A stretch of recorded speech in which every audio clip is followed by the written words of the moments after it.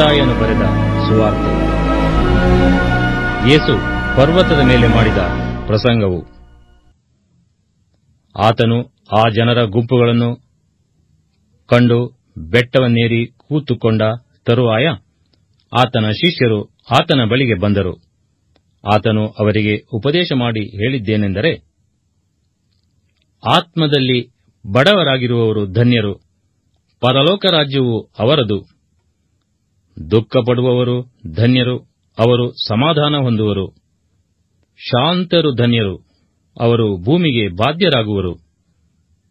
ನೀತಿಗೆ ಹಸಿದು ಬಾಯಾರಿದವರು ಧನ್ಯರು, ಅವರಿಗೆ ತೃಪ್ತಿಯಾಗುವುದು. ಕರುಣೆಯುಳ್ಳವರು ಧನ್ಯರು, ಅವರು ಕರುಣೆ ಹೊಂದುವರು.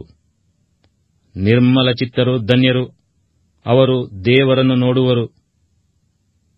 ಸಮಾಧಾನಪಡಿಸುವವರು ಧನ್ಯರು, ಅವರು ದೇವರ ಮಕ್ಕಳು ಅನ್ನಿಸಿಕೊಳ್ಳುವರು. ನೀತಿಯ ನಿಮಿತ್ತವಾಗಿ ಹಿಂಸೆಯನ್ನು ತಾಳಿಕೊಳ್ಳುವವರು ಧನ್ಯರು, ಪರಲೋಕ ರಾಜ್ಯವು ಅವರದು. ನನ್ನ ನಿಮಿತ್ತವಾಗಿ ಜನರು ನಿಮ್ಮನ್ನು ನಿಂದಿಸಿ ಹಿಂಸೆಪಡಿಸಿ ನಿಮ್ಮ ಮೇಲೆ ಕೆಟ್ಟ ಕೆಟ್ಟ ಮಾತುಗಳನ್ನು ಸುಳ್ಳಾಗಿ ಹೊರಿಸಿದರೆ ನೀವು ಧನ್ಯರು.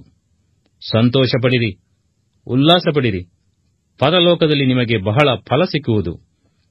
ನಿಮಗಿಂತ ಮುಂಚೆ ಇದ್ದ ಪ್ರವಾದಿಗಳನ್ನು ಹೀಗೆಯೇ ಹಿಂಸೆಪಡಿಸಿದರಲ್ಲ. ನೀವು ಭೂಮಿಗೆ ಉಪ್ಪಾಗಿದ್ದೀರಿ. ಉಪ್ಪು ಸಪ್ಪಗಾದರೆ ಅದಕ್ಕೆ ಇನ್ನಾತರಿಂದ ಉಪ್ಪಿನ ರುಚಿ ಬಂದೀತು. ಜನರು ಅದನ್ನು ಹೊರಗೆ ಹಾಕಿ ತುಳಿಯುವುದಕ್ಕೆ ಅದು ಯೋಗ್ಯವೇ ಹೊರತು ಮತ್ತಾವ ಕೆಲಸಕ್ಕೂ ಬಾರದು. ನೀವು ಲೋಕಕ್ಕೆ ಬೆಳಕಾಗಿದ್ದೀರಿ. ಗುಡ್ಡದ ಮೇಲೆ ಕಟ್ಟಿರುವ ಊರು ಮರೆಯಾಗಿರಲಾರದು, ಮತ್ತು ದೀಪವನ್ನು ಹತ್ತಿಸಿ ಕೊಳಗದೊಳಗೆ ಇಡುವುದಿಲ್ಲ, ದೀಪಸ್ತಂಭದ ಮೇಲೆ ಇಡುತ್ತಾರಷ್ಟೇ. ಆಗ ಅದು ಮನೆಯಲ್ಲಿರುವವರಿಗೆಲ್ಲರಿಗೆ ಬೆಳಕು ಕೊಡುವುದು. ಅದರಂತೆ ನಿಮ್ಮ ಬೆಳಕು ಜನರ ಮುಂದೆ ಪ್ರಕಾಶಿಸಲಿ. ಹೀಗಾದರೆ ಅವರು ನಿಮ್ಮ ಒಳ್ಳೆ ಕ್ರಿಯೆಗಳನ್ನು ನೋಡಿ ಪರಲೋಕದಲ್ಲಿರುವ ನಿಮ್ಮ ತಂದೆಯನ್ನು ಕೊಂಡಾಡುವರು.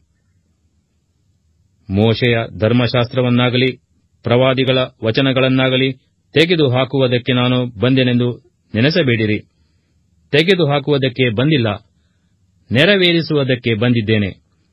ನಿಮಗೆ ಸತ್ಯವಾಗಿ ಹೇಳುತ್ತೇನೆ, ಆಕಾಶವೂ ಭೂಮಿಯೂ ಅಳಿದು ಹೋಗುವ ತನಕ ಧರ್ಮಶಾಸ್ತ್ರವೆಲ್ಲ ನೆರವೇರಿದ ಹೊರತು ಅದರೊಳಗಿಂದ ಒಂದು ಸೊನ್ನೆಯಾದರೂ ಒಂದು ಗುಡುಸಾದರೂ ಅಳಿದು ಹೋಗಲಾರದು.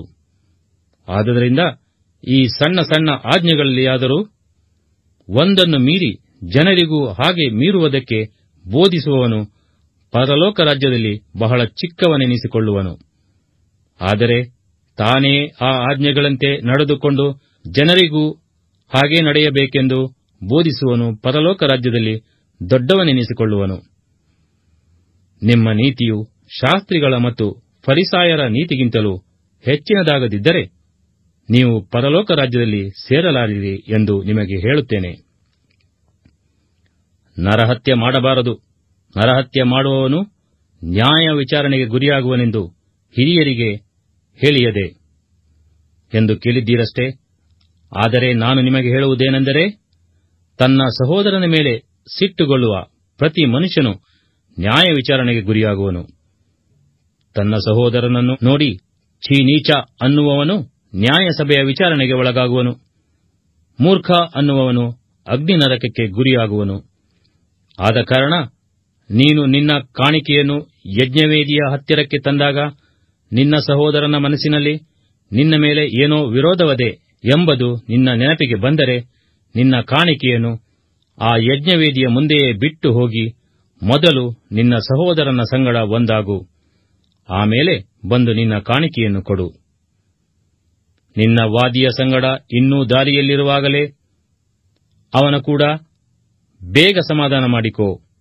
ಇಲ್ಲದಿದ್ದರೆ ಆ ವಾದಿಯು ನಿನ್ನನ್ನು ನ್ಯಾಯಾಧಿಪತಿಗೆ ಒಪ್ಪಿಸಾನು. ನ್ಯಾಯಾಧಿಪತಿಯು ನಿನ್ನನ್ನು ಓಲೆಕಾರನ ಕೈಗೆ ಒಪ್ಪಿಸಿಕೊಟ್ಟಾನು. ಆಗ ನೀನು ಸೆರೆಯಲ್ಲಿ ಬಿದ್ದೀಯೇ.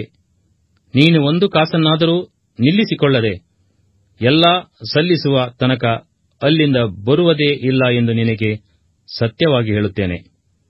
ವ್ಯಭಿಚಾರ ಮಾಡಬಾರದೆಂದು ಹೇಳಿಯದೆ ಎಂಬುದಾಗಿ ನೀವು ಕೇಳಿದ್ದೀರಷ್ಟೇ.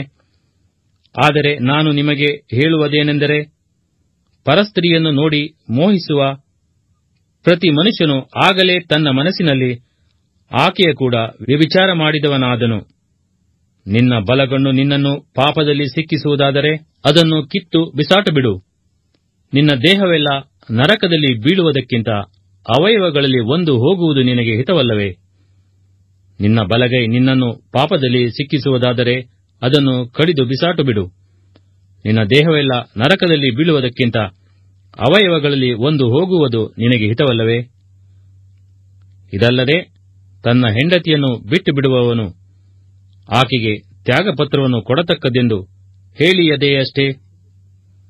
ಆದರೆ ನಾನು ನಿಮಗೆ ಹೇಳುವುದೇನೆಂದರೆ, ಆದರದ ಕಾರಣದಿಂದಲ್ಲದೆ ತನ್ನ ಹೆಂಡತಿಯನ್ನು ಬಿಟ್ಟು ಬಿಡುವವನು ಅವಳು ವ್ಯಭಿಚಾರ ಮಾಡುವುದಕ್ಕೆ ಕಾರಣನಾಗುತ್ತಾನೆ, ಮತ್ತು ಗಂಡ ಬಿಟ್ಟವಳನ್ನು ಮದುವೆ ಮಾಡಿಕೊಳ್ಳುವವನು ವ್ಯಭಿಚಾರ ಮಾಡಿದವನಾಗಿದ್ದಾನೆ. ಮತ್ತು ನೀನು ಸುಳ್ಳಾಣೆ ಇಡಬಾರದು. ನೀನು ಇಟ್ಟುಕೊಂಡ ಆಣೆಗಳನ್ನು ಕರ್ತನಿಗೆ ಸಲ್ಲಿಸಬೇಕೆಂದು ಹಿರಿಯರಿಗೆ ಹೇಳಿಯದೆ ಎಂದು ಕೇಳಿದ್ದೀರಷ್ಟೇ. ಆದರೆ ನಾನು ನಿಮಗೆ ಹೇಳುವುದೇನೆಂದರೆ, ಆಣೆಯನ್ನೇ ಇಡಬೇಡ. ಆಕಾಶದ ಮೇಲೆ ಆಣೆ ಇಡಬೇಡ, ಅದು ದೇವರ ಸಿಂಹಾಸನವು. ಭೂಮಿಯ ಮೇಲೆ ಆಣೆ ಇಡಬೇಡ, ಅದು ಆತನ ಪಾದಪೀಠವು. ಯೆರೂಸಲೇಮಿನ ಮೇಲೆ ಆಣೆ ಇಡಬೇಡ, ಅದು ಆ ದೊಡ್ಡ ಅರಸನ ಪಟ್ಟಣವಾಗಿದೆ. ನಿನ್ನ ತಲೆಯ ಮೇಲೆ ಕೂಡ ಆಣೆ ಇಡಬೇಡ. ನೀನು ಒಂದು ಕೂದಲನ್ನಾದರೂ ಬೆಳ್ಳಗೆ ಅಥವಾ ಕರ್ರಗೆ ಮಾಡಲಾರಿ. ಆದರೆ ನಿಮ್ಮ ಮಾತು ಹೌದಾದರೆ ಹೌದು, ಅಲ್ಲವಾದರೆ ಅಲ್ಲ ಎಂದಿರಲಿ. ಇದಕ್ಕಿಂತ ಹೆಚ್ಚಾದದ್ದು ಸೈತಾನನಿಂದ ಬಂದದ್ದು. ಕಣ್ಣಿಗೆ ಪ್ರತಿಯಾಗಿ ಕಣ್ಣನ್ನು, ಹಲ್ಲಿಗೆ ಪ್ರತಿಯಾಗಿ ಹಲ್ಲನ್ನು ತೆಗೆಸು ಅಂತ ಹೇಳಿಯದೆ ಎಂದು ಕೇಳಿದ್ದೀರಷ್ಟೇ. ಆದರೆ ನಾನು ನಿಮಗೆ ಹೇಳುವುದೇನೆಂದರೆ, ಕೆಡುಕನನ್ನು ಎದುರಿಸಬೇಡ. ಒಬ್ಬನು ನಿನ್ನ ಬಲಗೆನ್ನೆಯ ಮೇಲೆ ಹೊಡೆದರೆ ಅವನಿಗೆ ಮತ್ತೊಂದು ಕೆನ್ನೆಯನ್ನು ಒಡ್ಡು. ನಿನ್ನ ಸಂಗಡ ವ್ಯಾಜ್ಯವಾಡಿ ನಿನ್ನ ಒಳಂಗಿಯನ್ನು ತಕ್ಕೊಳ್ಳಬೇಕೆಂದಿರುವವನಿಗೆ ಮೇಲಂಗಿಯನ್ನೂ ಬಿಡು. ಒಬ್ಬನು 1 ಮೈಲು ದೂರ ಬಾ ಎಂದು ನಿನ್ನನ್ನು ಬಿಟ್ಟಿ ಹಿಡಿದರೆ ಅವನ ಸಂಗಡ 2 ಮೈಲು ಹೋಗು. ನಿನ್ನನ್ನು ಬೇಡುವವನಿಗೆ ಕೊಡು. ನಿನ್ನಲ್ಲಿ ಕಡ ಈಸಿಕೊಳ್ಳಬೇಕೆಂದು ಬಂದವನಿಗೆ ಮುಖ ತಿರುವಿಕೊಳ್ಳಬೇಡ.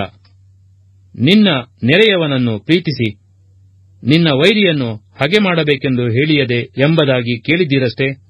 ಆದರೆ ನಾನು ನಿಮಗೆ ಹೇಳುವುದೇನೆಂದರೆ, ನಿಮ್ಮ ವೈರಿಗಳನ್ನು ಪ್ರೀತಿಸಿರಿ, ನಿಮ್ಮನ್ನು ಹಿಂಸೆ ಪಡಿಸುವವರಿಗೋಸ್ಕರ ದೇವರನ್ನು ಪ್ರಾರ್ಥಿಸಿರಿ. ಹೀಗೆ ಮಾಡಿದರೆ ನೀವು ಪರಲೋಕದಲ್ಲಿರುವ ನಿಮ್ಮ ತಂದೆಗೆ ಮಕ್ಕಳಾಗುವಿರಿ. ಆತನು ಕೆಟ್ಟವರ ಮೇಲೆಯೂ ಒಳ್ಳೆಯವರ ಮೇಲೆಯೂ ತನ್ನ ಸೂರ್ಯನು ಮೂಡುವಂತೆ ಮಾಡುತ್ತಾನೆ. ನೀತಿವಂತರ ಮೇಲೆಯೂ ಅನೀತಿವಂತರ ಮೇಲೆಯೂ ಮಳೆ ಸುರಿಸುತ್ತಾನೆ. ನಿಮಗೆ ಪ್ರೀತಿ ತೋರಿಸುವವರನ್ನೇ ನೀವು ಪ್ರೀತಿಸಿದರೆ ಫಲವೇನು? ಭ್ರಷ್ಟರು ಹಾಗೆ ಮಾಡುವುದಿಲ್ಲವೇ? ನಿಮ್ಮ ಸಹೋದರರಿಗೆ ಮಾತ್ರ ನೀವು ಮರ್ಯಾದೆ ಕೊಟ್ಟರೆ ಏನು ಹೆಚ್ಚು ಮಾಡಿದ ಹಾಗಾಯಿತು? ಅನ್ಯಜನಗಳು ಸಹ ಹಾಗೆ ಮಾಡುವುದಿಲ್ಲವೇ? ಆದುದರಿಂದ ಪರಲೋಕದಲ್ಲಿರುವ ನಿಮ್ಮ ತಂದೆಯು ಯಾವ ದೋಷವೂ ಇಲ್ಲದವನಾಗಿರುವಂತೆ ನೀವು ದೋಷವಿಲ್ಲದವರಾಗಿರ್ರಿ.